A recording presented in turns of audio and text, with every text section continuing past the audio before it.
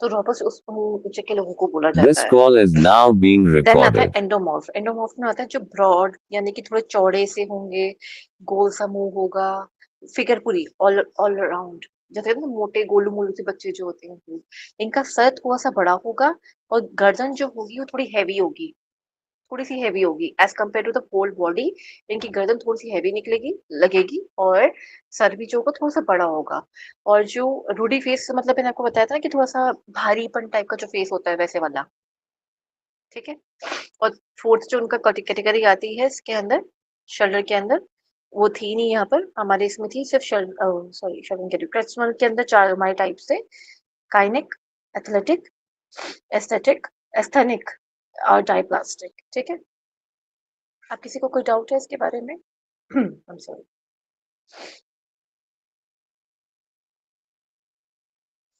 इसकी ना जो ये कैरेक्टरिस्टिक्स है ना, ये जरूर याद करना शेल्डन की।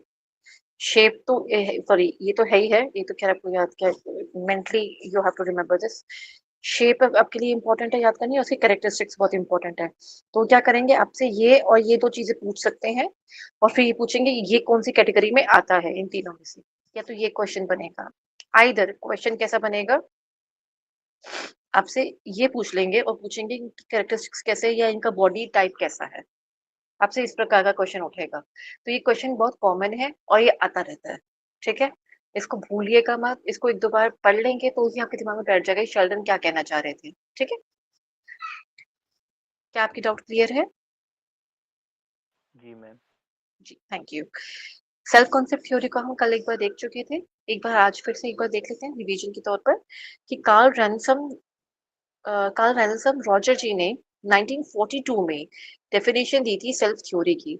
और वो एम्फेसाइज कर रहे थे किस बात पे, कि self set of perception of an individual has for himself, यानी कि कुछ ऐसी धारणाएं जो एक अकेला इंसान अपने लिए रखता है, और वो perceptions of the relationship he has with others, और कुछ इस तरह की धारणाएं जो अपने रिश्तों में, अपने परिवारजनक में, इस प्रकार से वो उन धारणाओं को लागू भी करता है, और इस प्रकार की उस धारणाएं हैं।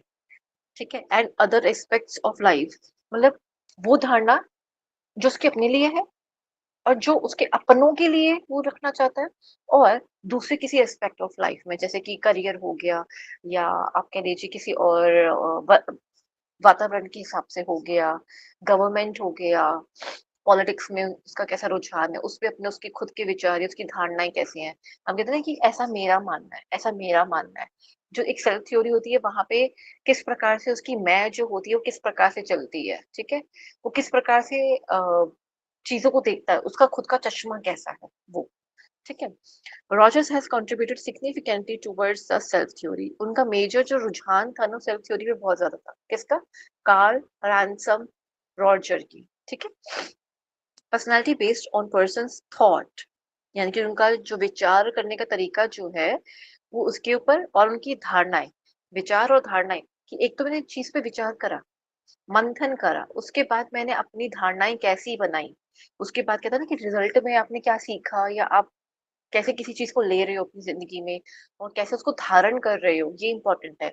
आज अगर मैं आपको स्वामी विवेकानंद जी की एक किताब देती हूँ, आपने उस पुस्तक को पढ़ा और आपने देखा, आपने सीखा, अच्छा पढ़ते जा रहे पढ़ते जा रहे पढ़ते जा रहे, पढ़ लिया, ये तो ओके है। लेकिन उसमें से कितनी चीजों पे आपने मंथन करा, और फिर उसमें से कितनी चीजों को अपने जीवन कार्य में, अपने जीवन काल में उसको उतारने का प्रयास करा। ठीक है।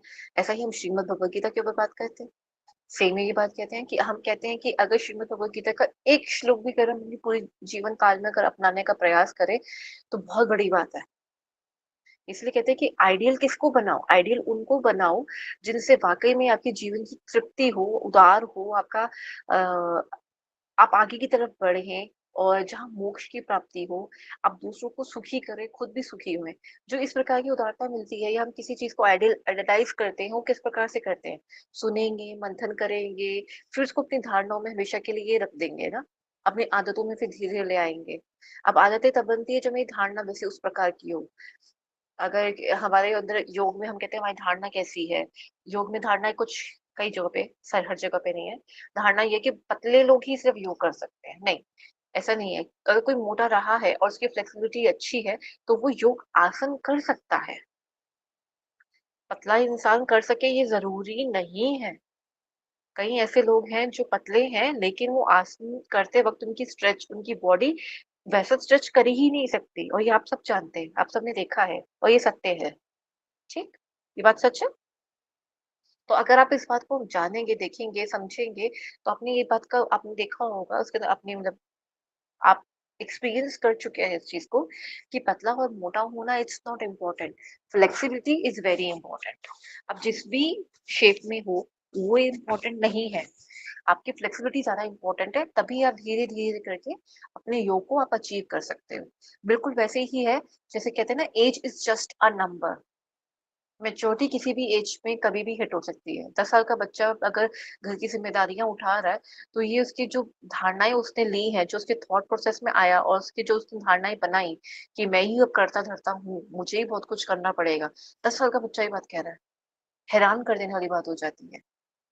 तो वो कहाँ से ले रहा है, कैसे ले रहा है, ये सारा कुछ वहीं से निकल के आता है। अब इसके पर्सपेक्टिव में जब रैनसम जी ने इस बात को समझाने का प्रयास किया तो एक आइडियल सेल्फ जैसे कि मैंने कहा ना कोई आइडियलिज़्म एक आपकी खुद की आइडियोलॉजी क्या है? आप एक चीज़ देखेंगे कभी भी, चाहे वो स्वामी विवेकानंद जी हों, चाहे कोई भी बड़ी हस्ती हो जैसे कि एपीजे अब्दुल कलाम जी हों, अ अ अभी जिनका निधन हुआ है रतन टाटा जी हों, ये सब ना इनकी अपनी खुद की धारणाएँ थी। आप इनको सुनेंगे तो आप हैरान हो जाते हैं। कैसे? इनकी अपने अपने खुद के विचार होते हैं, जिसको वो रख पाते हैं, ठीक है? फिर लुकिंग ग्लास सेल्फ जैसे कि अपने आप को प्रॉपर्ली एक कहते हैं ना शीशे में, अपने आईने में अपने आप को देख पाना कि मैं किस प्रकार का हूँ। एग्ज़ैक्टली इसका वो नहीं होता मतलब आप ये समझिए कि आप किस प्रकार से अपनी लाइफ को मोल्ड करना चाहते हैं या किस प्रकार से आप अपने आप को देखते हैं, ये इम्पोर्टेंट है। उस तरह की धारणाएँ भी, ठीक है? फिर रियल सेल्फ मतलब कि एक्चुअल में आपका लाइफ का पर्सपेक्टिव क्या है या आप अभी क्या कर रहे हो, वो सिर्फ़ दूसरों को एक होता है ना कि अ, हम चुपके-चुपके कुछ काम कर रहे हैं। हम नहीं चाहते कि उसके बारे में अभी सबको पता चले। मैं एग्ज़ाम्पल दे रही हूँ, ठीक है? जैसे कि कोई तैयारी कर रहा है किसी काम की या किसी पे एक एक आप ऐसे एग्ज़ाम का ले लो। आप एक एग्ज़ाम की तैयारी कर रहे हो और आपने सबको नहीं बताया हुआ और आपने फिर जब आपका रिज़ल्ट आ गया अच्छे से आप you cleared with the flying colours और उसके बाद आपने सबको बताना शुरू कर दिया कि देखा-देखा मैंने तो क्लियर कर लिया एग्ज़ाम का ये है, वो है। उससे पहले क्या था सबके दिमाग में ये बात थी कि ये तो आते नहीं हैं, मिलते नहीं हैं, बड़े ही प्राउडी हैं या बड़े एरोगेंट नेचर के हैं। सच में शायद घुलते-मिलते नहीं हैं। तो लोगों की धारणाएँ आपके बारे में कुछ इस प्रकार की हो गई थी। लेकिन आपके दिमाग में क्या था? आपके दिमाग में सच चल रहा था कि मैं तो तैयारी कर रहा हूँ अपने पेपर की और मुझे फुल डेडिकेशन के साथ तैयारी करनी है। तो ये जो एक आप अपने लिए अपने ऊपर या अपने लिए काम कर रहे हो ये वो चीज़ है, ठीक है? आपका रियल सेल्फ क्या है? इसके अंदर एक और चीज़ भी आती है कि समटाइम्स यू बिहेव या कहो कि कभी-कभी आप झूठ बोल देते हो लेकिन आपको पता नहीं सच क्या है, ये भी, ठीक है? और सेल्फ इमेज इनके लिए सेल्फ इमेज बहुत इम्पोर्टेंट है। बहुत ज़्यादा इम्पोर्टेंट है। मैं कैसा किसी के सामने प्रोजेक्ट करता हूँ, कपड़ों में नहीं कह रही मैं।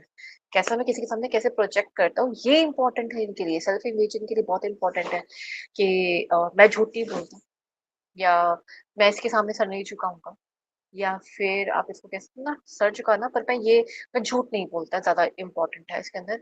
और इनकी सेल्फ इमेज में एक ये चीज़ आ जाती है कि लोग मुझे इस कैटेगरी में ना रखें, इसलिए मैं इस तरह के फ्रेंड्स के साथ नहीं घूमता या नहीं घूमती। ऐसे लोगों के साथ मैं नहीं रहती। तो ये सेल्फ इमेज बहुत इम्पोर्टेंट है।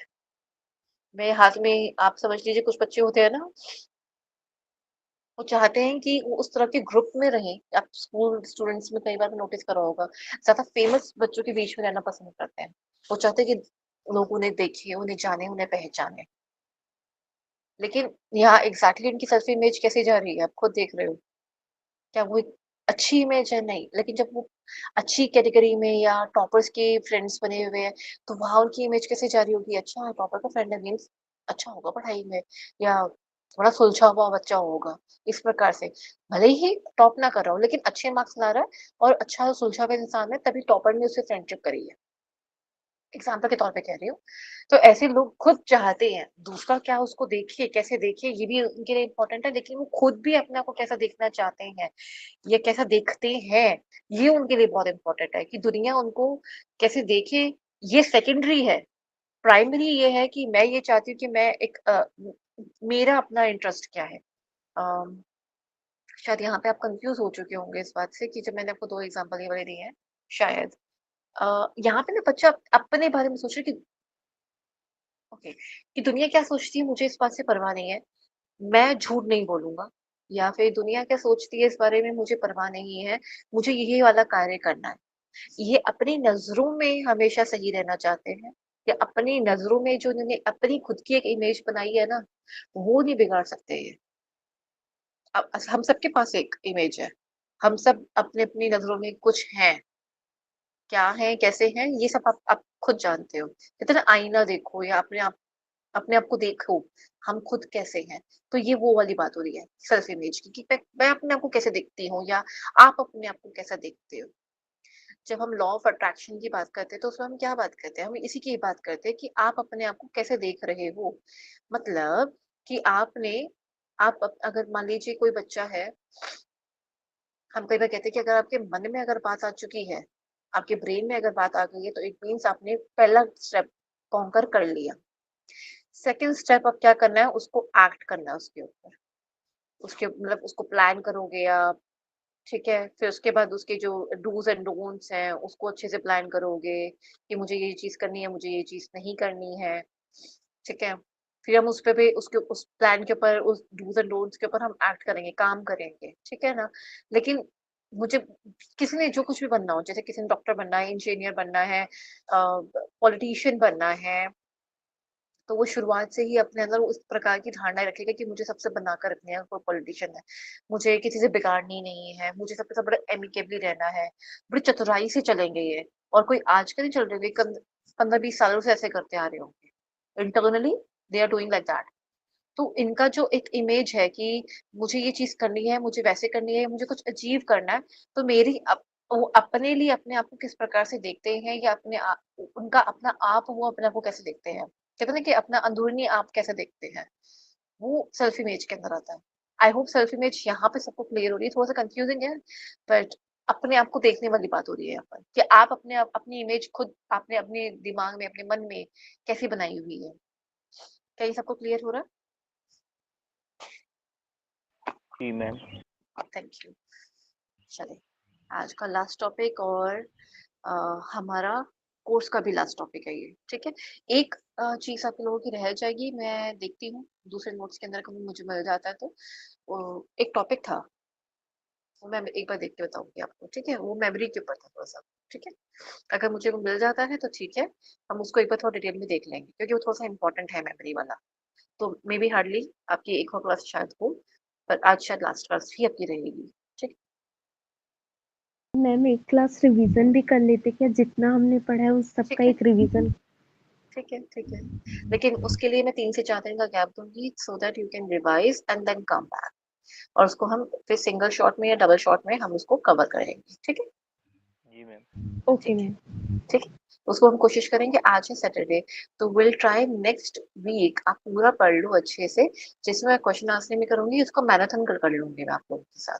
मैराथन में क्या होगा, पूरा का पूरा आपका साइकोलॉजी कवर हो जाएगा और कुछ क्वेश्चंस पे हम डिस्कस कर लेंगे, सो दैट वो आपको एग्ज़ाम लेवल पे आप लोगों के लिए बड़ा ईज़ी होगा कि एक ही वीडियो देखी और समाप्त, ठीक है? वो हम कर लेंगे मैराथन वाला, ठीक है? चलिए। बिहेवियर साइकोलॉजी यानी कि व्यवहार किस प्रकार का होता है, हम किसी को व्यवहार से कैसे पहचाने। Psychology word comes the word psyche.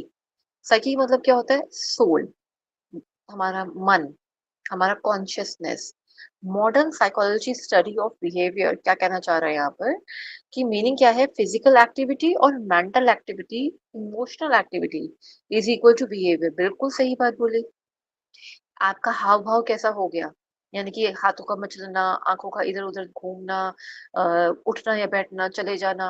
एक होता है ना कि जब मिस वर्ल्ड बनते हैं तो अपने आप ही हाथ मुँह पे आ जाते हैं, मैं जीत गई, मैं जीत गई, मैं जीत गई, फिर इनको रोना शुरू हो जाएगा।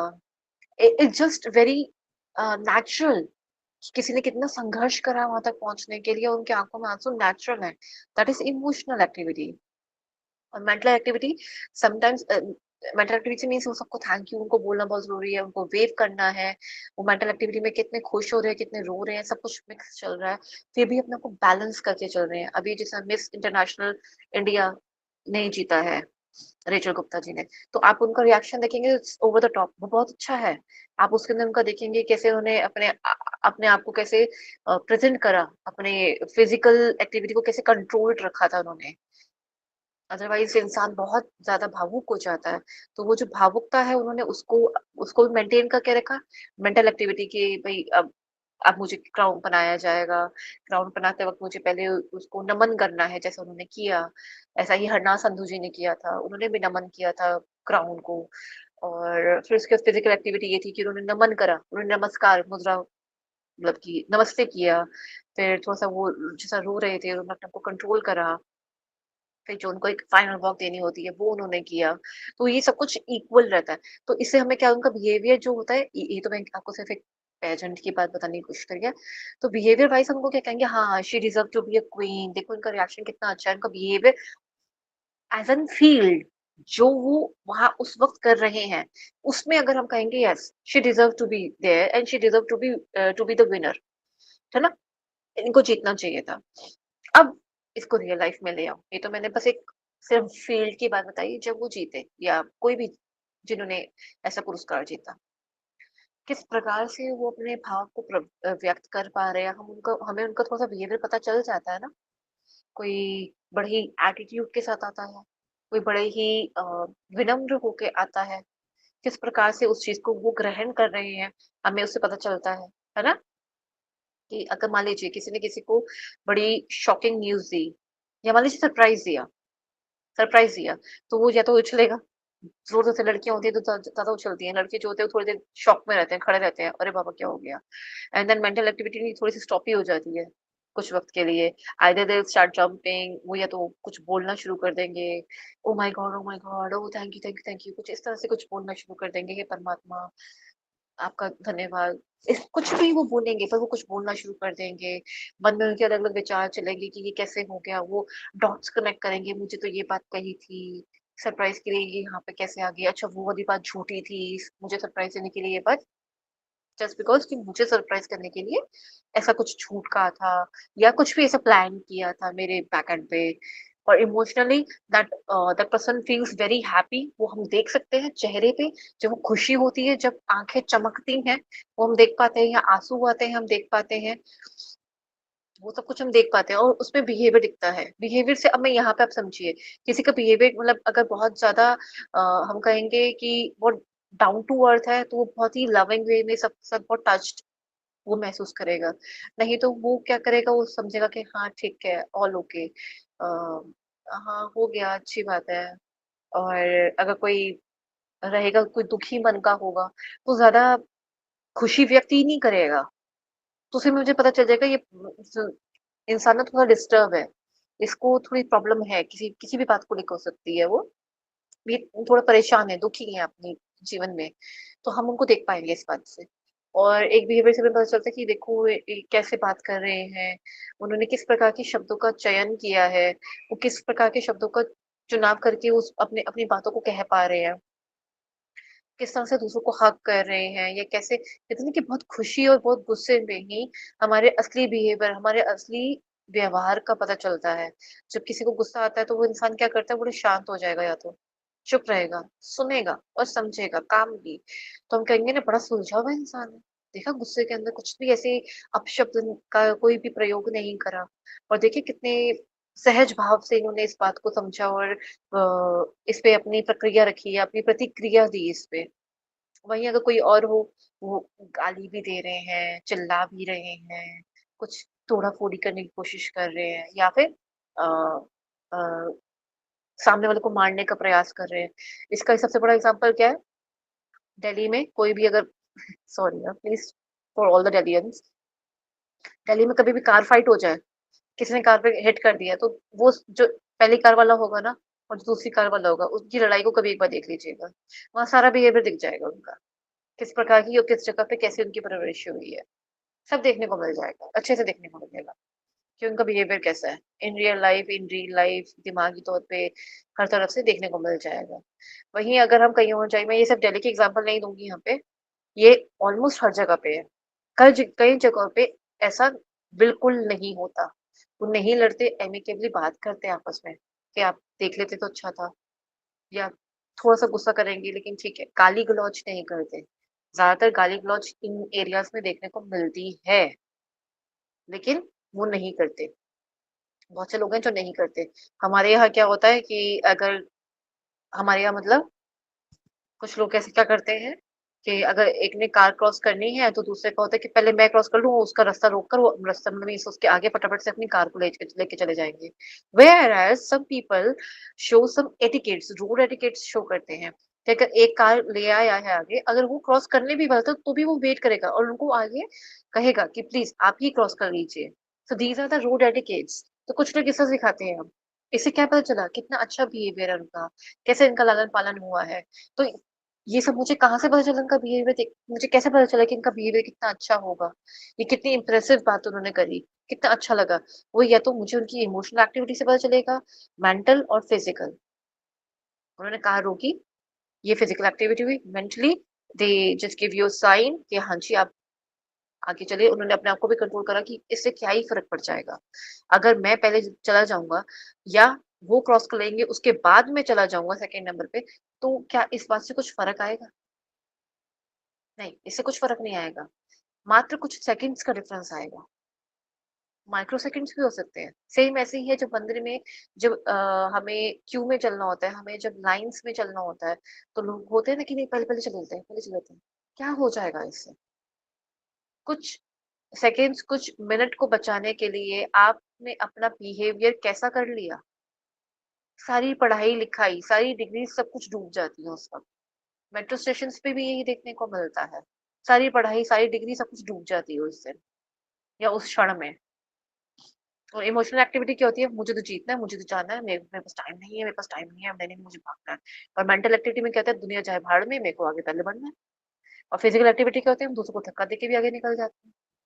या फिर धोखे से आगे की तरफ चले जाएँगे, लाइन के अंदर चले जाएँगे जब मंदिर में जाना होता है। तो फिजिकल एक्टिविटी में क्या होंगे चुपचाप से ना हम एक-दूसरे को इशारा करेंगे, ऐसे आगे की तरफ चले जाएँगे। And mentally what you are thinking कि मुझे तो कोई देख नहीं रहा, मुझे तो फटाफट से बस एस्केप मुझे तो बस बीच में कहीं न कहीं से मुझे लाइन के अंदर आना ही आना है। So what it shows your behaviour, ठीक है? This all determines the behaviour of a person. कितना बदतमीज़ है, कितना अच्छा है, कितना अ हम कहेंगे कि कितने अच्छे आचरणों में पले हैं ऐसे लोग, तो ये सब दिखता है। वुडवर्ड, वुडवर्ड का मतलब क्या है? सॉरी उन्होंने क्या कहा है behaviour is a collective name of any manifestation of life is an activity. क्या कहने का तात्पर्य है? वो ये कहना चाह रहे हैं कि जो बिहेवियर है ना किसी का, आप कैसे बनना चाहते हो, आप अपने आप को कैसा देखते हो और आप क्या करने के लिए तत्पर हो। मतलब एक था कि आपका पास्ट क्या था, ठीक है? एक अभी आप क्या कर रहे हो प्रेज़ेंट में और एक आपका फ्यूचर। आप किस तरह से बनना चाहते हैं, आप किस प्रकार की अपनी पूरी लाइफ़ को देखते हो, उसकी मैनिफेस्टेशन मीन्स आप किस तरह से उसको जी रहे हो, किस प्रकार से उसे कर रहे हो। जैसे कि अगर मैनिफेस्टेशन का मतलब ये होता है कि मैं उस कार्य को कर रही हूँ, जो कार्य मैं करना चाहती हूँ या मेरे सोच विचारों के अंदर है। जैसे कि अगर हम योग करना चाहते हैं या हम यौगिक कोई भी ट्रेन में बढ़ना चाहते हैं या योग में कुछ भी कोई पद्धति हम हासिल करना चाहते हैं, तो उस पर कार्य करेंगे ना। आज हम प्राणायाम सीखेंगे, फिर मेडिटेशन सीखेंगे, कुछ ना कुछ कर रहे हैं ना कोई कार्य कर रहे हैं, तो धीरे-धीरे हमारे आचरणों के अंदर या हमारे अंदर वो चीज़ दिखेगी। वो चीज़ हमारी लाइफ में हमारी एज़ एन एक्टिविटी हमारे अंदर दिखेगी। जैसे कि जो लोग योग में हैं, हम सब जानते हैं, हम प्याज़, लहसुन हम ये सब नहीं खाते। चाय, कॉफ़ी हम लोग नहीं लेते, बहुत सारे बच्चे लेते हैं, मुझे पता है। वो अपने मन में कह रहे होंगे, नहीं मैम हम तो लेते हैं, हम तो आधे योगी हैं, पूरे योगी नहीं हैं। वो ये सब जानते हैं। पर असली मैनिफेस्टेशन का सिर्फ़ और सिर्फ़ क्लियर मतलब यही है कि जो उसकी जॉब है या कोई भी कार्य है, वो मुझे उसकी काम में देखने को मिलती है। वो जो भी कार्य कर रहा होगा, जो भी काम कर रहा होगा, मुझे देखने को मिलेगा। पॉलिटिशियन से दो लोग दोस्ती क्यों रखते हैं या लोग दूर क्यों भागते हैं? दोस्ती छोड़ो, दूर क्यों भागते हैं? उन्हें पता है कि वो हमेशा सिर्फ़ और सिर्फ़ मीन रहते हैं या सिर्फ़ अपने बारे में सोचते हैं। आज की डेट में क्या ऐसे है वो पॉलिटिशियन को छोड़ देते हैं एग्ज़ाम्पल। थोड़ा पुराना हो गया। आज के टाइम में यूट्यूबर्स को लेते हैं। अब यूट्यूबर्स क्या करेंगे, जहाँ पे जाएँगे ना वो देखेंगे कहाँ पे रील बन सकती है, कहाँ बन सकती है? ये वाला टॉपिक ले लें या वो टॉपिक लें, क्या लें? कैसे करें? यहाँ चोरी हो रही है उसकी बना लें, किसी के साथ कुछ बुरा हो रहा है उसकी उसकी एक रील बना लेते हैं, उसपे फिर अपनी प्रतिक्रिया दे देंगे। तो आप जो देख रहे हैं इसके अंदर क्या है, क्या आपका बिहेवियर क्या दिख रहा है? कितनी इनसेंसिटिविटी दिख रही है इसके अंदर। साफ दिख रहा है इस बात से कि आपको सिर्फ व्यूज़ चाहिए, आपको सिर्फ पैसा कमाना है, यही आपका एक्चुअल बिहेवियर है। You are only money oriented और सिर्फ पैसों के बारे में सोचने वाला इंसान। हम उसी को बोलेंगे कि यूट्यूबर ऐसा ही है। लेकिन जो लोग वाक़ई में वीरता वाले लोग हैं, जो फ़ेमस या फ़ेम या व्यूज़ के लिए नहीं काम कर रहे, इस प्रकार से कुछ नहीं कर रहे, तो जहाँ कुछ गलत होगा ना, तो वैसे इंसान फटाफट से वहाँ पे आके एक्ट करेंगे। और ऐसे लोग हर जगह पे इस तरह से करते हैं। कुछ लोगों को आप देखेंगे ना कि हर जगह पे भाषण दे देते हैं। कुछ लोग ऐसे होते हैं, आपने नोटिस करा होगा। वो हर जगह पे जाके भाषण देंगे कि ऐसा मत करो, ये थोड़ा गलत है, वैसा मत करो। तो आप देखेंगे थोड़ा टीचर वाला लुक या टीचर वाली बात दिखेगी उनके अंदर। वो नहीं चाहते कि अपने हमारे आस-पास कुछ इस प्रकार से गलत हो। तो आपको दिख रहा है ना कि वो कैसे कर रहे हैं। वो हर तरफ जाके सिर्फ गलत चीज़ों को ये ऊपर ही ऑब्जेक्टिफाई या उसको उसको ही रोकने की कोशिश कर रहे हैं या उसपे प्रयास अपना कर रहे हैं। कोई अगर आंदोलन चलाता है जैसे कि महिला मुक्ति मोर्चा में जो लोग होते हैं, वो महिलाओं के राइट्स के लिए लड़ रहे हैं, तो हर रोज़ वो इसी प्रकार से काम कर रहे हैं। तो उनकी एक्टिविटी जो जो उनकी पूरी ज़िंदगी है, पूरा जीवन काल है ना, वो उस प्रकार के कार्य करते हुए ही निकल जाता है। और वो कार्य निजी ज़िंदगी में भी दिखता है। कुछ लोग कहते हैं ना कि मैं बाहर झूठ बोलता हूँ, घर के अंदर झूठ नहीं बोलता। ऐसा हो नहीं सकता। ऐसा हो नहीं सकता कि आप सिर्फ़ एक जॉब में आप कट पार्ट 2 आपका 2 फेसेस बनते हो। कहीं न कहीं बोलते हो, कहीं न कहीं बोला होगा, चाहे कम, चाहे बहुत बड़ा, मतलब छोटा या बड़ा, पर बोला होगा या बोला जाता है। डिपेंड करता है कि इसकी आप कैसे बैलेंस कर रहे हो अपनी ज़िंदगी को, ठीक है? ये वुड्सवर्थ कहना चाह रहे थे, ठीक है? फिर आता है बिहेवियर। बिहेवियर में अब वो कहना चाह रहे हैं कि ये एक तक इसको अगर हम डिफाइन करने लगे तो ये एक तरह के हमारे काम है, हमारे कार्य है, हमारे हमारे एक्शंस एक्शंस का सिंपल सा मतलब है जो हम काम कर रहे हैं। और हमारा रिएक्शन जैसे हमारे हाव-भाव जो होते हैं, किसी भी इंसान के in response to external and internal stimulus of the situation. Stimulus किस जैसे कि बाहरी तौर पे या अंदरूनी तौर पे मेरा जो बिहेवियर है जैसे कि अ, कुछ लोगों को होता है आपने देखा होगा कुछ लोगों के साथ होता है कि ज़रा-सी सुई चुभी वो रोना शुरू कर देंगे। और कुछ होते हैं इतनी बड़ी चोट, इतना बड़ा ज़ख्म, इतनी बड़ा घाव लेकर आए हुए हैं, तब भी वो कुछ उफ़ भी नहीं करते। चुप रहते हैं, बर्दाश्त करते हैं। तो उससे मुझे उनका बिहेवियर पता चलता है ना, मुझे उनका पता चलता है उनका आचरण कैसा है कि वो बड़े ही सहनशील लोग हैं। आर्मी में यही दिखता है, वो छोटी-छोटी बातों पे तो नहीं रोते। छोटी क्या वो तो बड़ी बातों पे नहीं रोते। कभी देखा उनको? नहीं। साथ में रहता हुआ जवान अगर शहीद हो जाए, तब भी उनकी आँखों में आँसू आना आ जाए, ये बहुत बड़ी बात है। उन्होंने अपने आप को इतना फ़ौलाद बना के रखा है। बनाया ना आपने, उनका बिहेवियर इस प्रकार का है। वहीं अगर हम लड़कियों की बात करें, महिलाओं की बात करें तो हम हमें तो शुरू से कोट करा गया कि वो या सेंसिटिव। ज़रा-सा किसी और को भी कुछ होगा तो आँसू निकल आते हैं, जो कि सत्य है, निकल आते हैं। मूवी में भी कुछ देखेंगे तो रोना शुरू कर देंगे, हाय! ये अलग हो गए, हाय! मिल जाना चाहिए था। वही 2 आँसू बहाएँगे और अपने इमोशंस दिखा देंगे। ये तो बाहरी तौर की बात हो गई। अंदरूनी तौर पे जो मैंने चोट वाली बात बताई, वो हो गई कि बाहरी तौर पे आप कैसे कर रहे हो और अंदरूनी तौर पे कोई चोट है, ज़ख्म है।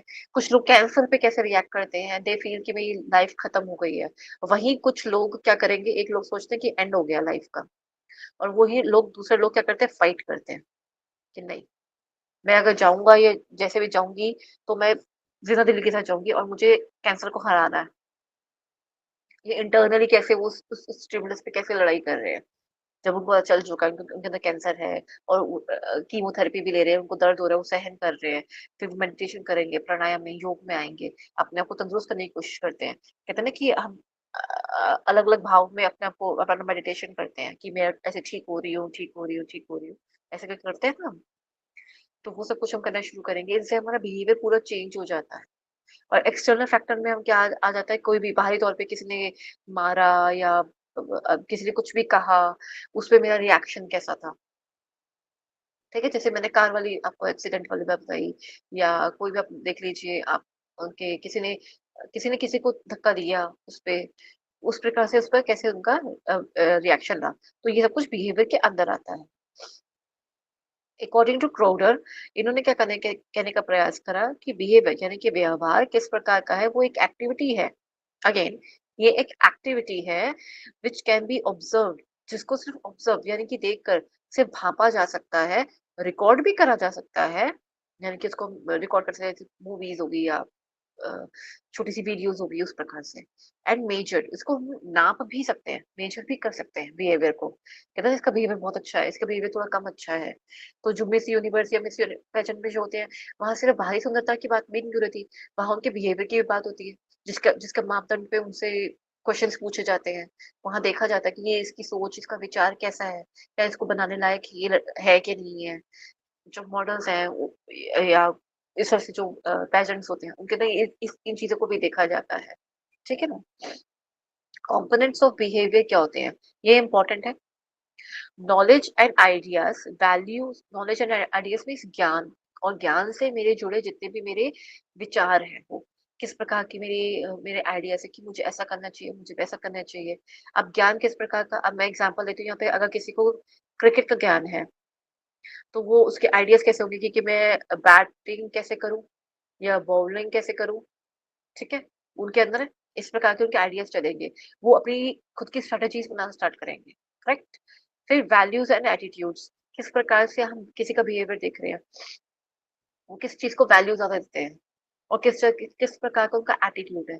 अब कुछ लोग होते हैं, कहते हैं हम तो गरीबों को दान दे देते हैं। अब वो तुम दान कौन से वाला दे रहे हो?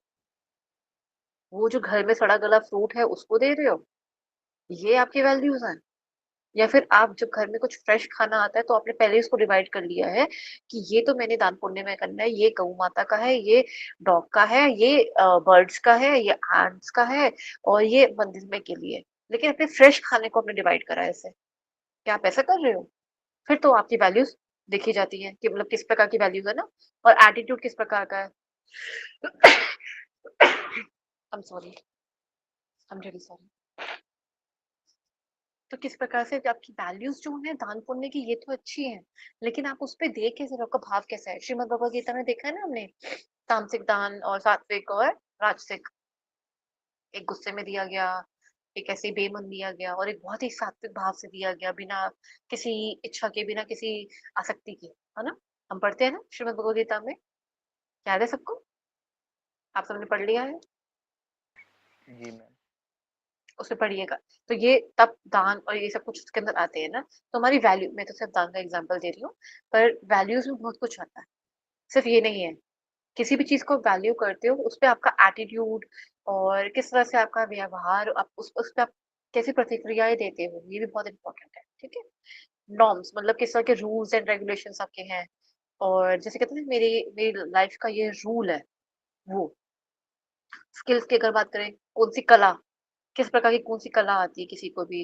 किसी को सिलाई कढ़ाई बुनाई आती है, किसी को खाना बनाना आता है, किसी को हेयर स्टाइलिंग आती है, किसी को मेकअप करना बहुत अच्छे से आता है, किसी को टेक्सटाइल डिजाइनिंग आती है, और स्किल्स में क्रिकेट आता है, बॉलिंग आती है, और किसी को ये कार्ड्स, ताश खेलनी बड़ी अच्छी आती है। ताश में उनको बड़े डिफरेंट तरीके से उनको मैजिक करने आते हैं। वो पुराने टाइम में तो बहुत लोगों को आते थे, आज के टाइम में तो आई डोंट नो, पर काफी वक्त पहले तो लोगों को बहुत अच्छे से आते थे। अंडरस्टैंडिंग एंड ट्रांसलेशन, किसी को भी समझना और उस बात को ट्रांसलेट कर पाना अपने शब्दों में, या आसपास के लोग जो हैं उनके शब्दों में उसको उस बात को ट्रांसलेट कर पाना।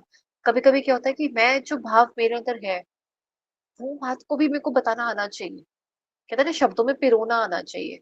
तो ट्रांसलेट कैसे कर रहे हो अपने अपने विचारों को, या अपने अपने इमोशंस को। ठीक है? नेचर कैसा होता है बिहेवियर का? Behaviour is both mental and bodily, यानी कि फिजिकली भी। मेंटली मैं क्या कर रही हूँ, मेरे दिमाग में क्या चल रहा है, और मेरे जेस्चर्स कैसे हैं, ये बहुत इंपॉर्टेंट है। हम कहते हैं ना किसी का हाव भाव कैसे, कोई रूम में कैसे एंटर करता है। रूम में एंटर करते ही किसी का पता चल जाता है कि वो कितना नर्वस है और कितना कॉन्फिडेंट है। किसी के रूम में एंटर करने से पता चल जाता है। किसी के सिर्फ़ हैंडशेक से पता चल जाता है हमें, कि ये इंसान घटिया है या सही है या अच्छा है। पता चलता है ना लड़कियों को पता चल जाता है कि हैंडशेक किस तरह से की है किसी किसी मेल ने, तो हमें पता चल जाता है वहीं पर ही। किसी के टच से हमें पता चल जाता है कि किस तरह का इसके विचार होंगे, किस तरह कैसा होगा ये नेचर का। तो हम उससे या तो दूरी बना के रखेंगे या तो हम बात करेंगे, ठीक है? फिर all forms of behaviour are responses to reaction reactions to stimuli. Stimuli का मतलब सिंपल सा ये है कि सामने से आपको क्या कोई भी ऐसी चीज़ जो आपके सामने हो रही है, कोई भी घटित हो रही है, या कोई घटना ऐसी घटित हो रही है, उस पे आपका रिएक्शन कैसा है? अगर कोई किसी को मार रहा है बच्चे को, तो आपको आपको प्रताड़ना फ़ील होगी कि हाँ, क्यों मार रहे हो? छोटा-सा बच्चा है, समझा भी तो सकते हो प्यार से। तो वो आपका मन थोड़ा विचलित होगा। आप एक बार को या तो छोड़ दोगे कि ठीक है उनकी फैमिली की बात है, हम बीच में ना पड़े। लेकिन अगर आपसे बर्दाश्त नहीं होगा तो आप पास में जाके बोलोगे कि बस करो जी, बच्चों को मत मारो। उसको प्यार से समझाएँगे, फिर आप खुद बैठेंगे और समझाने का प्रयास करेंगे, अच्छा बेटा देखो ऐसे नहीं करना, ऐसे करना है। या तो फैमिली को अच्छा लगेगा आपकी बात को, जो कि हम सब जानते हैं अच्छा नहीं लगता उनको, पर लेकिन कहीं न कहीं वो या तो चुप रहेंगे, नहीं तो साफ-साफ आपको मना कर देंगे, नहीं जी, ये हमारे घर का निजी मामला है, आप please stay away, maintain some distance. वो आपसे ऐसा कह सकते हैं, ठीक है ना? तो वहाँ पे एक्शन रिएक्शन दोनों इकट्ठे हो रहे हैं। आप गए, आपने जो करा, वो उनके लिए एक उनका जो फिर रिएक्शन होगा, ठीक है? उस रिस्पॉन्स पे उनका रिएक्शन कैसा होगा, उनका बिहेवियर कैसा होगा। रूडली मना कर देंगे तो हम कहेंगे ना बड़े बदतमीज़ है। और अगर उन्होंने प्यार से थोड़ा-सा गुस्सा अपना बर्दाश्त करके आपकी बात को होने दिया, जो अगर आप बच्चे को समझा रहे हो उन्होंने करने दिया आपको, तो ये वो थोड़ा-सा रियलाइज़ करेंगे, अच्छा हम भी तो ऐसा कर सकते थे। तो नेक्स्ट टाइम से वो चाहे बोलेंगे नहीं, थैंक यू कह देंगे या कुछ कहेंगे नहीं, लेकिन नेक्स्ट टाइम से वो शायद हो सकता है उस चीज़ को अडॉप्ट करें। तो किसी भी फॉर्म में वो बिहेवियर आपका तो किसी भी तरीके से वो चीज़ देखने को मिल सकती है, ठीक है? Behaviour is described as adjustment to environment. ये बहुत इंपॉर्टेंट है, ठीक है? बहुत इंपॉर्टेंट का मतलब ये बहुत ही ज्यादा इंपॉर्टेंट है। कभी कभी जनरली वैसे तो अगर हम इसको समझने का प्रयास करें तो बहुत कॉमन बात है कि लड़कियों को ही मेजरली हम एडजस्टमेंट की बात सिखाते हैं कि बेटा आपने दूसरे घर में शादी करनी है, एडजस्ट करना है। Adjustment number 1, adjustment number 2, adjustment number 3 and the list go on. उसके कोई एंड नहीं होता। क्योंकि मेजरली एडजस्टमेंट लड़की को करना है, क्योंकि वो एक बाहर का अकेला बंदा है जो इस पूरी फैमिली के अंदर आएगा। पूरी फैमिली नहीं आ रही कहीं पर। She is the only one. वो एक इंडिविजुअल, एक अकेला इंसान एक फैमिली के अंदर आ रहा है, तो पूरी फैमिली तो चेंज होगी नहीं उसके अकॉर्डिंग। तो एडजस्टमेंट किसको करनी है? Only that female, that bride. उसी को चेंजेस करने हैं, उसी को एडजस्टमेंट्स करनी है। किसमें? अपने एनवायरनमेंट। कौन-सा एनवायरनमेंट? जहाँ उनकी शादी हुई है, उस प्रकार से। तो किसको ज़्यादा करना पड़ रहा है? मेजरली जो हम देखेंगे सबसे ज़्यादा उनको करना पड़ता है। ऐसा नहीं है कि मेल या उनकी जो फैमिली है वो एडजस्टमेंट नहीं करती, करती है। पर लेकिन किस लिहाज़ से, किस हद तक कर रहे हैं, वो हम सब जानते हैं, खासतौर से इंडियन सोसाइटी में हम सब जानते आ रहे हैं। इसके अंदर फिर एक और चीज़ को देखते हैं कि कुछ लोग एडजस्टमेंट करते हैं।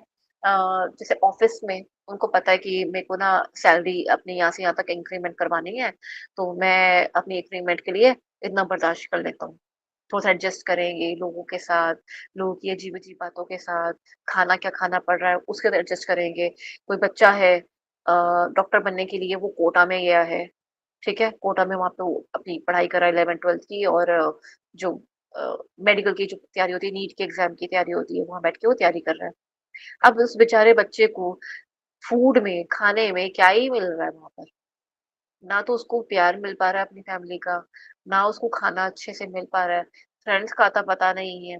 पर वो एडजस्ट कर रहा है क्योंकि उसको अल्टीमेट उसका एम क्या है? उसका नीड, यानी कि उसको मुझे वो एग्ज़ाम निकालना है, उसका अल्टीमेट एम ये है। तो उसका जो नेचर है, वो नेचर क्या बाइंड कर चुका होगा? उसका नेचर बाइंड कर चुका होगा है कि मुझे ये चीज़, मैं फ़ोकस हूँ, नेचर की बात हो रही है ना, तो मैं फ़ोकस्ड हूँ कि मुझे क्या चाहिए? मुझे अपने जीवन में ये चीज़ चाहिए, तो मुझे वैसा बनना पड़ेगा, मुझे इस परिस्थितियों को बर्दाश्त करना पड़ेगा। आज बर्दाश्त करूँगा, तो कल को जो मेरे 5 साल जो मेरे एमबीबीएस के होंगे वो निकलेंगे, उसके बाद प्लस जब मैं अपनी ट्रेनिंग करूँगा, इंटर्नशिप करूँगा, तो मेरे को उसमें वहाँ पे मेरे काम आएँगे। क्योंकि वहाँ पे शिफ्ट्स लगती हैं, 2-2 3-3 दिन की शिफ्ट्स लग रही हैं लगातार, और आप घर नहीं जा सकते हो। उस टाइम पे आराम के कुछ घंटे बीच में 1 आध 2 घंटे का कैसे मिलते हैं, पर आपको वहीं रहना करना पड़ रहा है। तो 24 घंटे की, 48 घंटे की, 36 घंटों की आपको ड्यूटी देनी पड़ रही है। तो यहीं से ही उसने अपनी जर्नी को स्टार्ट कर लिया, अपने आप को पुख्ता बनाना, अपने आप को स्ट्रॉन्ग बनाना। अच्छा, इससे पीछे चले जाओ तो पेरेंट्स को पता है कि कल को हमने अपने बच्चे को अपने कोटा भेजना है या मैंने बाहर भेजना है, तो फर्स्ट डे से ही अपने बच्चे को अलग से थोड़ा डिटैच करके रखते हैं, या उनको फर्स्ट डे से ही उनको इस तरह की ट्रेनिंग देना शुरू कर देते हैं कि हाँ, आप इस प्रकार से बनो, मजबूत बनो, माइंडसेट अपना स्ट्रॉन्ग रखो, कोई है साथ या नहीं है, इस बात की चिंता ना करो, अपने काम पे ध्यान दो। जो कि हम सभी बचपन से सीखते आ रहे हैं, ठीक है? जैसे फॉरेन में भी हम कहते हैं ना कि फॉरेनर्स में भी यही होता है कि वो डे 1 से सबको इतना क्लियर कर देते हैं कि after 18 you have to earn. खुद अर्न क कीजिए और खुद ही अपनी कॉलेज वगैरह की फीस का पेमेंट खुद करिए। खुद खुद कीजिए सब कुछ। तो उनके बिहेवियर में वो चीज़, वो नेचर में आ चुकी है कि मुझे खुद अपनी हर चीज़, अपने खर्चे, हर चीज़ मुझे खुद उठानी है। और एडजस्टमेंट जैसे कि कि अगर आज अभी इतना है तो इतने में ही गुज़ारा करो, कल को जब ज़्यादा हो जाएगा तब देखेंगे, या इस प्रकार से, ठीक है? फिर टाइप्स ऑफ बिहेवियर कैसा हो गया, ओवर्ट एंड कोवर्ट बिहेवियर, यानी कि प्लेइंग फुटबॉल थिंकिंग। जैसे कि मैं एक काम कर रही हूँ, उस काम के साथ मेरे दिमाग में चल रहा है। इस पे हम कह सकते हैं सॉरी पर प्लीज, ये लेडीज के साथ बहुत होता है। वो पूजा करने बैठेंगे, पूजा कर रहे हैं, लेकिन उनको याद आ जाएगा कि मैंने दाल लगाई चढ़ाई थी गैस पे, और उसकी 2 सीटियाँ आ चुकी है, तीसरी सीटी पे मुझे वो बंद करनी है। अब वो या तो इंतज़ार करेंगे कोई आ जाए घर में से, नहीं तो खुद आवाज़ लगा के बोलेंगे कि तुम गैस बंद कर दो, नहीं तो वो खुद उठ के चले जाएँगे। कर तो वो पूजा रहे थे, ये दाल बीच में पता नहीं कहाँ से आ गई। एक तो ये बात हो गई, दिमाग कहीं और था, ठीक है? दूसरा होता है कि हम कोई भी कार्य कर रहे हैं, जैसे कि ओके, सूर्य नमस्कार। सूर्य नमस्कार is the best example for this, best example. हम इसमें आसन भी करते हैं,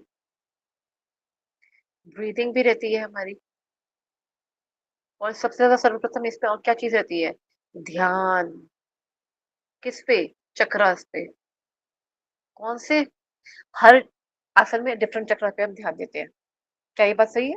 हम सब करते हैं ऐसा ही? हम प्राणायाम भी करेंगे तो भी हमारा ध्यान कहाँ होना चाहिए। हम जब उत्तानासन करेंगे तभी हमारा ध्यान कहाँ होना चाहिए।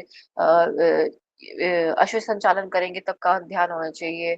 तो हम हर तरफ से हम अपना ध्यान हमारा कहाँ होना चाहिए उस पे रहता है। और ध्यान अगर हम चक्रास पे लगा रहे हैं तो कितना मुश्किल होता है ब्रीदिंग पे कंट्रोल करना या ब्रीदिंग पे ध्यान देना। ध्यान तो मुझे जबकि दोनों पे देना है कि मुझे इनहेल करना है तो मुझे बेंड करना है, या मुझे फॉरवर्ड बेंडिंग करनी है, या मुझे इन्वर्टेड पोज करना है, मुझे क्या करना है, या ब्रीथ एक्सहेल करते हुए करना है, कैसे करना है। तो वो चीज का भी मुझे पूरा पूरा I have to be very conscious. मेरे हाथ पीछे जाएंगे तो मैं भाई इनहेल करूंगी, आगे की तरफ जाऊंगी पादासन करूंगी तो मैं एक्सहेल करूंगी। ऐसे ही हमें करना है कि मुझे होल्डिंग का करनी है। जब मैं जब हमारा पोज चलता है तो उसमें मेरे को होल्ड करना है, क्या कहते हैं उसको, अष्टांग नमस्कार। तो उसपे हम अपनी ब्रीदिंग को होल्ड करेंगे, लेकिन ध्यान कहाँ लगाना है, किस चक्र पे ध्यान लगाना है, ये इस पे ध्यान देंगे। आसन भी चल रहा है, ब्रीदिंग भी चल रही है और चक्र ध्यान भी चल रहा है। तो आप एक ही चीज को करते हुए मल्टीपल चीजें साथ-साथ में कर रहे हो उसके अंदर। सिर्फ एक चीज नहीं हो रही सूर्य नमस्कार में। सिर्फ आसन की ही नहीं बात हो रही। ये तो सिर्फ उनके लिए है जो फर्स्ट टाइम ये बिगिनर लोग होते हैं, सिर्फ उनके लिए है। उनको कहते हैं कि आप पहले आप आसन करना सीख लो, सीक्वेंस सीख लो, उसके बाद हम आपको धीरे-धीरे इसके अंदर आदत आपकी बनाएँगे कि कब ब्रीथ इन, कब ब्रीथ आउट करने हैं। हालाँकि ये भी साथ-साथ में सिखाया जा रहा है, पर अभी फ़ोकस क्या होता है कि आपके आसन उन्हें बनाना कैसे है, आना कैसे है, जाना कैसे है, ये सब कुछ सिखाया जा रहा होता है। फिर बाद में हम लास्ट में उनको कहते हैं कि किस चक्र पे ध्यान देना है। ये डे 1 में सब कुछ नहीं सिखाया जाता, डे 1 में ये 2 चीज़ें सिखाई जाती हैं। करेक्ट। उसके बाद हम चक्रासन पे ज़्यादा फ़ोकस करना शुरू करते हैं कि अब आपने जब अपने बेंड कर लिया है, या आप इस आसन में आप आ चुके हैं, तो अब आपने ये कार्य करना है। सेम ऐसे पायलट का होता है, पायलट भी ध्यान देता है, पायलट में पूरी-पूरी बातें सुननी है, जो सामने हो रहा है उस पे भी देखना है, और जो उसको रिमोट कंट्रोल से जो सॉरी रिमोट कि आस-पास कैसा मौसम है या कैसा सब कुछ चल रहा है, उस पे पूरा ध्यान देना है, जो उसके सामने पूरा लगा हुआ पैनल लगा हुआ है, उस पे उन्होंने ध्यान देना है। कंट्रोल रूम से उनको क्या-क्या इन्फॉर्मेशन आ रही है, उस पे उन्होंने पूरा ध्यान देना है। तो ये सब कुछ पायलट भी बहुत सतर्क होके काम करते हैं, ठीक है? फिर आता है voluntary and involuntary behaviour. Voluntary and involuntary behaviour simple सा है। वॉलंटरी में सोच समझ के कर रही हूँ, इनवॉलंटरी में सोचा समझा नहीं, मैंने बस हो गया। जैसे कि किसी ने अगर मान लीजिए किसी लोगों में कुछ लोगों में ऐसा होता है ना कि थप्पड़ मारा किसी ने और आपने फटाक से उसको भी आगे से थप्पड़ मार दिया, दैट वाज इनवॉलंटरी, सोचा समझा नहीं था, बस मेरी मसल्स ने ऐसा कर दिया, वो रिफ्लेक्स सामने से आ गया। ठीक है। और कभी भी लोग गुस्से में भी ऐसा करते हैं, वही से कि दे आर वेटी, तो उनके नेचर में ऐसा होता है कि they they have a involuntary behaviour, कि अगर आप उन्हें कुछ कहेंगे तो मुझे पता है कि इस प्रकार का उनका उनका रिएक्शन होगा। कुछ लोग तो बहुत सोच समझ के ध्यान से आराम से एहतराम से करते हैं कि अगर किसी ने कुछ कहा है तो तुरंत ही उस पर रिएक्ट नहीं करना, रुक कर रिएक्ट करना। तो वो बड़े कामनेस में वॉलंटरी होके करते हैं। और इसका एक और एग्जांपल देते हैं, जैसे कि कभी-कभी हम कहते हैं एक एक शब्द बोलिए, दूसरे शब्द आपको उससे क्या दूसरा शब्द आता है, तो वो इनवॉलंटरी के अंदर आता है। जो थोड़ा सोच के बोल रहा होता है वो वॉलंटरी के अंदर आ जाता है। ठीक है? क्लियर? चलो, अब देखते हैं last, theory of hierarchy of needs, sorry, theory of hierarchy of needs given by Abraham Abraham Maslow. ये बहुत इंपॉर्टेंट है, इसमें से क्वेश्चन हमेशा आते हैं। आई थिंक इस बार भी आया हुआ था, चाहे जून वाले में आया था चाहे सितंबर वाले में आया था, पर आया था। ठीक है। इसमें क्या कहना चाह रहे हैं कि अगर कोई काम कर रहा है, कोई भी अपने जीवन काल में कोई मेहनत करता है, तो वो पहले मेहनत किस लिए कर रहा है? पहले अपनी फिजियोलॉजिकल नीड्स के लिए वो कार्य कर रहा है। ठीक है। किसके लिए? फिजियोलॉजिकल नीड्स के लिए वो कार्य कर रहा है। यानी कि उसको रोटी कपड़ा मकान उसको चाहिए, उसको आराम चाहिए, बेसिक नीड्स के लिए वो काम करेगा, तो वो उसके लिए काम करेगा। फिर उसके बाद आता है सेफ्टी नीड्स के लिए, सिक्योरिटी के लिए, इन सब के लिए भी ध्यान करेगा वो। उसके लिए क्या क्या आजा आजा आजा। सेफ्टी नीड्स जैसे कि होगी, सिक्योरिटी हो गई, जैसे कि आपने घर बनाया है, अब घर ले लिया है, तो अब अपनी सिक्योरिटी पे ध्यान दोगे। दूसरी चीज क्या आएगी उसके अंदर? आप ये देखोगे कि जो चीजें, या मान लीजिए कि किसी ने हमने खाना और जो चीजें खरीद ली है या हम खरीद पा रहे हैं इस टाइम पे, तो हम ये चाहेंगे ना कि वो चीजें हाथ से भी छूटे ना। इन्वेस्टमेंट जिसे हम कहते हैं, आज अगर मान लीजिए किसी की 10,000 की जॉब लगी, एग्जांपल दे रही हूँ प्लीज, 10,000 जॉब गई वो, तो वो उसको पूरा प्लान करेगा, कितना अमाउंट इन्वेस्टमेंट में जाएगा, इतना अमाउंट मैं दान में डालूंगा, इतना मेरे खर्चे रहेंगे, मतलब कोई भी मेरी जैसे कहते हैं कि मेरी स्पेंडिंग किस प्रकार की रहेगी उस पर रह जाएगा, और इतना अमाउंट मैं अपने लिए भी थोड़ा रखूंगा कि कभी इन यानी किस कोई इमरजेंसी आ जाती है, कुछ होता है तो मैं उसको यूज कर पाऊँ। सब ऐसा प्लान करते हैं अपनी अपनी अपनी सैलरी को, करेक्ट? ये भी ऐसे करते हैं। तो फिजियोलॉजिकल नीड्स कंप्लीट हो रही है पहले तो इंसान की, जिसके अंदर एक second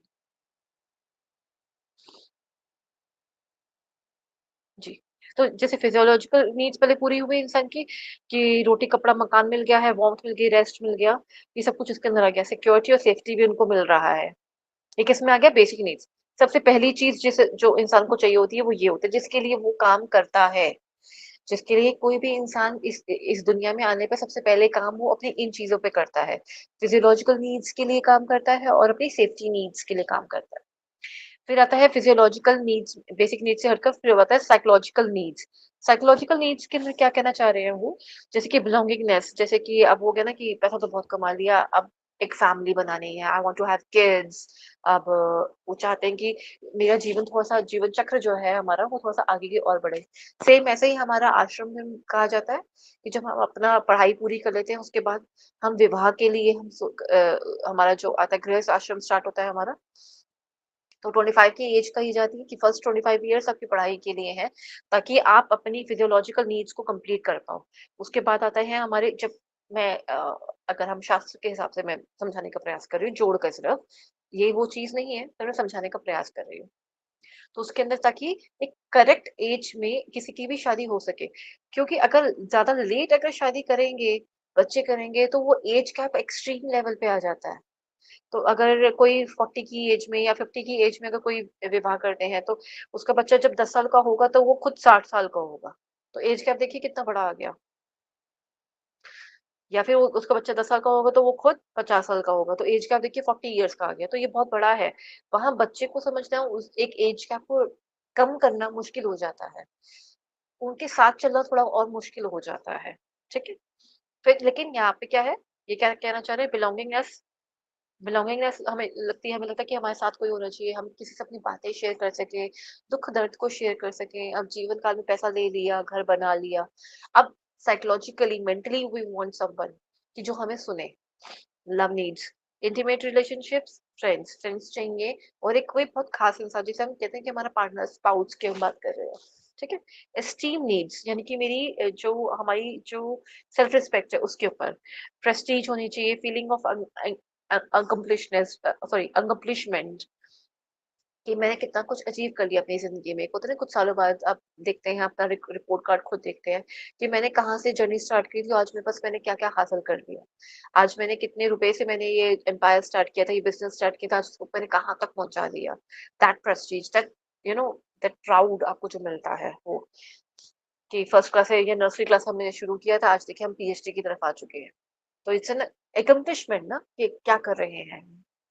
Then self actualization, achieving one's full potential, including creative activities. तो सब कुछ इसके अंदर वो अपने आप को अचीव कर रहा है, जैसे कि अपना पूरा पोटेंशियल पे वो काम कर रहा है। चाहे वो क्रिएटिविटी हो, कि आज कमा लिया, पैसा कमा लिया, now I have beautiful family, मेरे पास अच्छा परिवार है, मैंने वो भी ले लिया है। अब ऐसा इंसान ना अपने शौक पे, अपनी हैबिट्स पे, हैबिट्स नहीं, अपनी क्या कहते हैं, कि अपनी हॉबीज पे काम करता है ऐसा इंसान। पहले हॉबीज सिर्फ नाम की थी, अब वो एक्चुअल अपनी हॉबीज के ऊपर और ज्यादा अच्छे से, बहुत ध्यान से और खुशी खुशी उस चीज पे काम कर रहा है। वो हॉबीज हॉबीज कम हो गई है। अब वो एक एक जिंदगी के एक कहते हैं ना कि एक अच्छा सा एक एंजॉय करने का एक मोमेंट बन चुका है। जैसे कहते हैं ना कि हम इस एज के आने के बाद या इस टाइम के बाद मैं थोड़ी राइटिंग करना चाहती हूँ, ये करना चाहता हूँ, मैं किताबें लिखना चाहता हूँ, ये चाहती हूँ, वो राइटिंग करते हैं। जैसे कि चाहे पोएम्स लिखें, चाहे कहानियां लिखें, उपन्यास लिखें, या फिर समझ लीजिए कुछ उपन्यास को पढ़ने का उनको शौक है, सिर्फ लिखने का नहीं, पेंटिंग का शौक है, वो अब इस चीज़ को करना चाह रहे हैं। तो अब क्या है, उन्होंने बहुत कुछ अचीव कर लिया। अब उनके मन में या उनके अंदर जो एक अच्छी खुशी जो चीज़ थी, कहीं न कहीं अब वो उसको चीज़ को करना चाह रहे हैं उस चीज़ को, ठीक है? Achieving one's full potential. मैंने अप जितना मैं किसी काम को करने के लिए मैं अचीव करना चाह मेरे को कुछ भी अचीव करना था, उस काम के लिए, उस कार्य के लिए मैंने अपना फुल पोटेंशियल लगा दिया हुआ है। मुझे वो मिल भी गया है, इंक्लूडिंग क्रिएटिव एक्टिविटीज़। अब मेरी हॉबीज़ जो मेरी जैसे मैंने कहा ना कि रीडिंग राइटिंग ये सब कुछ भी हम कर रहे हैं। एक तरफ बिजनेस चल रहा है, which is on the boom. ठीक है, बहुत अच्छे से चल रहा है, बहुत अच्छे फल फूल रहा है। साथ साथ हम अपनी कुछ क्रिएटिविटी पे ध्यान दे रहे हैं। क्रिएटिविटी से यहाँ पे कहने का तात्पर्य यहाँ पे हॉबीज के ऊपर ज्यादा आ रहा है। जैसे कि किसी को घूमना फिरना बहुत पसंद है, अब वो भी कर रहे हैं, पेंटिंग कर रहे हैं, आर्ट्स में कर रहे हैं, कुछ उन्होंने म्यूजिक में कुछ वो सीखना चाह रहे हैं, तो वो भी अब कर रहे हैं। जैसे कि आपने देखा होगा एपीजे अब्दुल कलाम जी को सितार बजाने का बड़ा शौक था, उन्होंने वो सीखा भी। खुद तो इतने बड़े साइंटिस्ट रहे वो भी, मतलब लाइक क्या ही आप उनके बारे में कहेंगे। वो इतने बड़े साइंटिस्ट रहे, और इतने अच्छा ज्ञान वो सबको देते थे, उसके साथ साथ वो उस पद्धति को मेंटेन भी कर रहे थे, इसरो में रह के। साथ ही साथ वो सितार भी सीखते थे। अपनी क्रिएटिविटी जो थी उनके अंदर की, जो नीड्स थी, उसको भी वो ले रहे थे। उसको भी सीखने के लिए उन्होंने पूरा अपना 100% दिया। ऐसा नहीं था कि ठीक है कोई सिखाने आया है, सीखने का मन है तो ठीक है, नहीं तो छोड़ दो। नहीं, ऐसा नहीं था। उन्होंने उसको सीखने के लिए भी अपना 100% दिया। ठीक है। तो सेल्फ फुलफिलमेंट नीड्स क्या हो गई, इसकी बात हो रही कि अब मुझे अब अपने लिए जीना है, वो वाली जो बात होती है वैसे। ठीक है। Biology of behaviour, last topic I guess. हाँ जी। बायोलॉजी ऑफ बिहेवियर यानी कि बायोलॉजिकली अगर हम देखें बिहेवियर में क्या क्या चीजें हमारी कंक्लूड होती हैं। पहला था biology of behaviour is the study of behavioural functions of the nervous system, कि हमारा नर्वस सिस्टम कहाँ कहाँ पे कैसे किस तरह से काम कर रहा है, particularly the brain. Physiological and psychological is a branch of psychology which seeks to determine how activity in the nervous system is related to the behavior and mind. एक बार क्या हुआ था, किसी का एक्सीडेंट हुआ था, ये रियल है, रियल लाइफ स्टोरी है। उनका एक्सीडेंट हुआ, और जो फ्रंटल एरिया था ना ब्रेन का, ये वाला भाग, ये ना थोड़ा ज़्यादा ही उस घटना में बहुत बुरा असर पड़ा इसमें। तो ये वाला एरिया ना उनका फ्रंटल लोब ना पूरा हटाना ही पड़ा था उनको। और बाद में देखा गया कि उनकी एक्टिविटीज़, उनका बिहेवियर टोटली चेंज्ड। और ये बहुत पुरानी बात है। फिर वहाँ से नर्वस सिस्टम को और समझा गया कि कैसे आपकी पर्सनैलिटी के लिए जो रिस्पॉन्सिबल एरिया है, किसी इंसान का कैसे वो बिहेव करता है, कैसे सोचता है, कि मतलब कैसे रिएक्ट करना किसी चीज़ पे, उसकी अपनी खुद की जो पर्सनैलिटी थी, उस पे कैसे कितना प्रभाव पड़ा। ये तो मैंने बहुत सरल शब्दों में बोला, टेक्निकली तो बहुत कुछ था इसके अंदर। तो तब उनको समझ आया कि अच्छा फ्रंटल ब्रेन इसके लिए रिस्पॉन्सिबल होता है। तो किस तरह के विचार है, किस प्रकार से वो उस काम को करते हैं, बाकी सारे कार्य हो रहे हैं और बहुत अच्छी क्षमता के साथ कर रहे हैं। पर अपनी पर्सनैलिटी में उनके अंदर कैसे चेंजेस आते हैं, तो उनको देखने को मिला था। ठीक है? फिर आता है बॉडी माइंड रिलेशनशिप, यानी कि मेरे शारीरिक तौर पे और मानसिक तौर पे कैसा एक रिलेशनशिप है, ये बायोलॉजी ऑफ बिहेवियर है। Psychology study humans behaviour which involves both body and mind, यानी कि मेंटली आप क्या सोच रहे हो, कैसे कर रहे हो, वो सब कुछ, और physical states affect each other. जैसे कि सामने वाला भी अगर बोल कुछ और रहा है लेकिन हिल जा रहा है, या कुछ ना कुछ बॉडी कंपन में है, या बॉडी वैसा नहीं बिहेव करी जैसा वो बोल रहे हैं, दोनों में बड़ा अंतर है। तो उससे पता चलता है हमें कि नहीं, शायद कुछ तो गड़बड़ है। लग नहीं रहा कि ये ऐसा बिहेव कर रहे हैं जैसे कि कोई कहे सॉरी। अब वो सॉरी दिखनी भी तो चाहिए ना, कहीं कहीं ना कहीं हाव भाव में दिखता है कि हाथ जोड़ के बोल रहे हैं, कानों पे हाथ लगा के बोल रहे हैं, दिल से दिख रहा है कि नहीं दिख रहा, आंसू आ रहे हैं कि नहीं आ रहे। तो सॉरी दिखती है। सिर्फ उस शब्द के अंदर वो जो भाव है वो दिख जाता है कि वो किस प्रकार से क्षमा याचना कर रहे हैं, दिख जाता है ना। तो ये वो कहना चाह रहे हैं कि आपका बॉडी और माइंड का जो रिलेशनशिप है वो किस प्रकार से आपके सामने व्यक्त हो पा रहा है। ठीक है? Mind sum total of various mental processes. जो मन है वो क्या है, वो समावेश है किसका, जितना भी आपके मेंटली मन में जो भी आपके विचार और जो भी डिजायर्स है, सब कुछ जो मिलाकर चल रहा है, जो नर्वस सिस्टम उसके अंदर चल रहा है, वो सबको मिलाकर हम कहते हैं माइंड, मन। अब बॉडी के अंदर स्ट्रक्चर आ गया, mind function of the body. ठीक है? कहने का प्रयास क्या कर रहे हैं, वो बॉडी कहना चाह रहे हैं कि एक तरह का स्ट्रक्चर है, जो फिजिकल स्ट्रक्चर होता है ना, उसको बॉडी कहना चाह रहे हैं यहाँ पे। और माइंड जो है function of that body.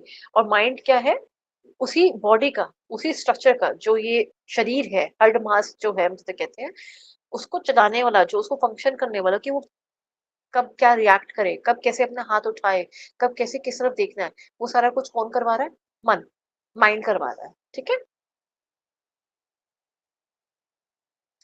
Effects of bodily conditions on mental functioning, कि जो बॉडी की कंडीशन है, यानी किस फिजिकल बॉडी की जो भी कंडीशन है, वो कैसे किसी के मन को किस तरह से प्रभावित करती है। Increase BP cause mental excitement, यानी कि बॉडीली क्या हुआ कि किसी का बीपी बहुत हाई है, तो हमेशा क्या रहेगा, मेंटल एक्साइटमेंट, वो एक जगह पे टिक नहीं पाएंगे। उनको हमेशा रहेगा ये वाला काम क्यों नहीं हुआ, ये फटाफट से हो जाना चाहिए, अभी कहा था अभी कभी हो जाए, पहले मेरा काम हो जाए, बाद में दुनिया जाए भाड़ में, नहीं पहले मेरा काम होना चाहिए। वो कुछ थोड़े ज़्यादा ही एक्साइटेड रहेंगे, कुछ ज़्यादा ही हाइपर टाइप रहेंगे। Severe pain reduces concentration level, अगर किसी को कहीं किसी प्रकार का कोई दर्द है, तो वो कंसंट्रेट नहीं कर पाएंगे ना पढ़ाई में। जैसे कई बार होता है ना कि फीवर में क्या होता है कि आंखें भी नहीं खुल रही हैं, लेकिन पेन हो रहा है, या जुकाम में बार बार रनिंग नोज की वजह से कंसंट्रेशन इतना अच्छा नहीं बन रहा, या किसी को पैर में कोई घाव हो गया था, या कहीं भी कोई घाव हुआ, उस घाव की वजह से दर्द इतना हो रहा है कि ध्यान नहीं दिया जा रहा कहीं और। ठीक है? Chronic illness causes depression. अब क्रॉनिक इलनेस के अंदर क्या बात आती थी, जैसे किसी को कैंसर है, तो ऐसा इंसान डिप्रेशन में चला जाता है, मेरे पास कुछ ही देती है, मेरे पास थोड़ा सा ही वक्त है, कुछ इस प्रकार से वो सोचना शुरू कर देती है। वो अपने छोटा सा काल जो बचा भी है, जो कि हो सकता है कि वो कैंसर को भी डिफीट कर दें, उसको भी मात देते हैं और जीत जाएं, लेकिन उस तरफ ध्यान ना देते वो डिप्रेशन में चले जाते हैं कि मेरे साथ क्या हो गया, क्यों हो गया, परमात्मा ने मेरे साथ ये क्या कर लिया। कभी-कभी ऐसा होता है, और कभी-कभी क्या, बहुत ज़्यादातर लोगों में आप ये देखिए कि ऐसा होता है। Brain injury affects many psychological functions, जैसे कि मैंने बताया फ्रंटल लोब में प्रॉब्लम आई थी, तो कैसे उनके साइकोलॉजिकल फंक्शंस में काफ़ी चेंजेस आने शुरू हुए थे। इसका एक और एग्जांपल देख लेते हैं। इंजरी कुछ भी होती है, जैसे कि आपने मूवीज़ में देखा होगा कि सर पे किसी ने हिट करा, उनकी याददाश्त चली गई। ऐसा नहीं होता वैसे। जब उस जाएगी तो पूरी कंप्लीटली आ जाएगी और हमेशा के लिए जाएगी। वो 15 मिनट बाद या 2 घंटे बाद नहीं आएगी। फिर दोबारा वही मारो तो दोबारा याददाश्त वापस आ जाएगी, ऐसा कुछ नहीं होता। ठीक है। Physical fatigue affects our mind and reduces our concentration, mood and interest. जो physical fatigue है मतलब कि चक्कर से आ रहे हैं, सर बड़ा घूम सा रहा है, इस प्रकार से जो किसी का कुछ ऐसा होता है तो उसका जो माइंड है वो अगेन फिर से कंसंट्रेशन कम करेगा और उसका मूड भी बड़ा लो रहेगा। जैसे कि मैं एग्जांपल लेती हूँ, किसी के अंदर अगर आयरन की थोड़ी कमी है तो सुबह सुबह ऐसे लोगों को हमेशा ही थका थका लगेगा। वो सुबह-सुबह कभी कभी भी उनको एनर्जेटिक नहीं फील होगा कि हाँ, चलो आज ना ये वाला काम करना है, आज ये वाला चीज़ करनी है। उनको कभी ऐसा लगेगा, वो लो मूड में रहेंगे और उनको तो हर चीज़ काम करते हुए एक बर्डन लगेगी। ये बर्डन है, ये वाला काम जो है, ये एक बर्डन है। ठीक है? इंटरेस्ट नहीं रहेगा ना किसी चीज़ में करने का, चाहे वो पार्टी हो, दिवाली हो, होली हो, उनका ये सब करने का दिल नहीं करेगा। अगर फिज़िकली फटीग महसूस करेंगे, चक्कर से आ रहे हो हर वक़्त, थका-थका सा लग रहा हो हर वक़्त, तो ऐसा इंसान कभी भी हर चीज़ में बड़ा ही खुश या उत्तेजित नहीं महसूस करेगा, हमेशा ही लो मूड में रहेगा। इवन पढ़ाई में भी उनका मन नहीं लगेगा ऐसे लोगों का। तो आयरन की कंसंट्रेशन देखनी चाहिए, विटामिन डी को चेक करते रहना चाहिए, विटामिन बी 12 को जरूर चेक करते रहना चाहिए। उन सब में हेलुसिनेशंस हो रहे हैं, लो मूड में है, ऐसा चेक करते रहना चाहिए। ठीक है। ये ब्लड टेस्ट होते हैं उसके अंदर चेक हो जाता है। इफेक्ट्स और of mental conditions on bodily functions. अब मेंटल हेल्थ के जो है, जो बॉडीली कैसे हम पे उस पे फंक्शनिंग में हमें क्या कंडीशंस, हमें कैसे किस प्रकार की कंडीशंस को हम देखेंगे। अनप्लीजेंट इमोशंस लाइक डर, एंगर, चिड़चिड़ाहटपन, नींद ना आना, सर में दर्द रहना। ठीक है। Deep thinking and concentration. ये लोग ना खो गए तो खो गए, सोचते ही रहेंगे। आपने एक टॉपिक देने की दे रहे हो, एक टॉपिक मिलने की दे रहा है, ये लोग तो सोचते ही रहेंगे और हर वक्त ही इनका दिमाग उस तरफ चलता रहेगा। और कंसंट्रेशन जो होगी, फिजिकल स्ट्रेन रहेगा। डीप थिंकिंग, जिसमें मैंने कहा डीप थिंकिंग होगी, कंसंट्रेशन या तो अच्छा हो जाएगा या तो बिगड़ जाएगा। दोनों में से कुछ भी, दोनों में से कुछ भी। या तो अच्छी मतलब इन अ गुड साइड उनकी थिंकिंग रहेगी, या तो बैड साइड रहेगी। ठीक है। और concentration can cause physical strain. अब होता क्या है कि इतना दर्द है नहीं जितना दर्द तुमने बना लिया है। कहते हैं ना कि छोटी सी चोट लगी है, तुम भूल ही जा रहे हो। कुछ इस प्रकार से। क्यों? क्योंकि अब जो कंसंट्रेशन है, जो ध्यान है ना, वो मेरा सारा ध्यान ना उस चोट पे चला गया हुआ है। सॉरी, उस उसके दर्द में चला गया है, तो जिसकी वजह से मुझे बार-बार मैं चोट को देख, जैसे छोटा बच्चा है, वो देखेगा मुझे कोई घाव लगा है। अब उसपे इतनी दर्द हो नहीं रही जितना वो उस चोट को देख-देख के ना अपना सोचता है कि हाँ, मुझे दर्द हो रही है, हाँ, हो रही है, हाँ, हो रही है। वो सोच-सोच के उसको बहुत बड़ा बना दिया है। जैसे कि मैंने कैंसर में भी एग्जांपल दिया था कि उन्होंने कैंसर उनको हुआ है, वो डिफीट कर सकते हैं, वो लड़ सकते हैं, वो बाहर निकल सकते हैं, वो योद्धा बन सकते हैं, लेकिन नहीं, वो अपने आप को खुद ही उस जगह पे ले आते कि नहीं, ये तो बिगड़ गया, कहानी खराब हो गई, अब तो नहीं मैं ठीक हो पाऊंगा। या फिर मुझे जो पूंजी है हमारे पास बची हुई, उस पूंजी को मैं सिर्फ अपनी बीमारी पे नहीं लगाना चाहता हूँ या चाहती हूँ, तो ये मेरे को अपने परिवार वालों के लिए बचा के रखना चाहिए। वो अलग तरीके से सोचना शुरू कर देंगे, किसी और तरीके से अपनी लाइफ को गवर्न करना स्टार्ट कर देते हैं।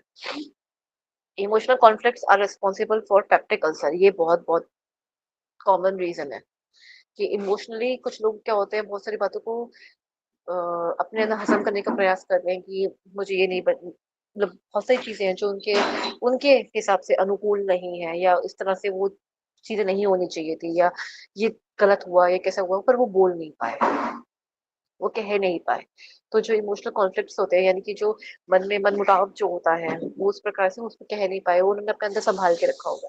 वहां पे भी क्या हो सकता है, पेप्टिक अल्सर रिस्पॉन्सिबल होता है। Hereditary and environment both affects the our behaviour. Hereditary से तो ये बहुत बड़ी कॉमन चीज है, कहते हैं ना कि खानदानी ऐसा है, गुस्सा सबकी नाक पे रहता है।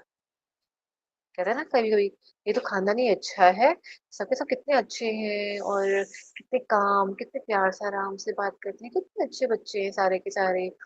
हाँ, इनके पिताजी भी ऐसे थे, इनके दादाजी भी ऐसे थे। तो वो उस प्रकार से आप लाइन ऑफ ट्रेडिशन को आप देखेंगे थोड़ा सा, तो उनके बिहेवियर में भी देखने को मिलता है। एनवायरमेंट।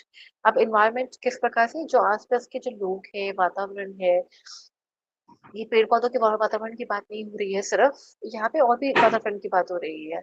कुछ लोग होते हैं जिनका एनवायरनमेंट मान लीजिए बहुत ही एनिमल फ्रेंडली है, बहुत आसपास बड़े एनिमल्स थे, उन्होंने उनसे बड़े अच्छे से प्यार से बात करना सीखा, जानवरों के साथ रहना सीखा, तो वो भी उनके बिहेवियर में आप देखिए कि अफेक्ट करता है। वो कभी डॉग आएगा या कोई आएगा ना, तो उसको भगाएंगे नहीं, उसको बड़े प्यार से अपने पास रखेंगे। और ऐसे इंसान को एनिमल्स भी बड़ा प्यार करते हैं, उनको नहीं काटते, ठीक है ना।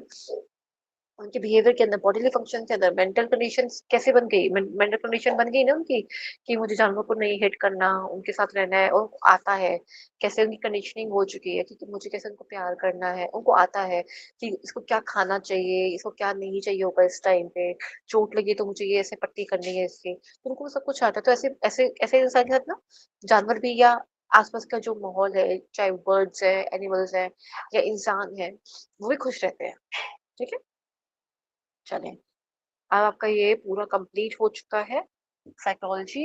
आई रियली होप आप सबको अच्छे से समझ आया होगा, आप सबने बड़े अच्छे से कर लिया इसको कंप्लीट। और किसी को भी, कोई भी किसी प्रकार का कोई प्रश्न पूछना है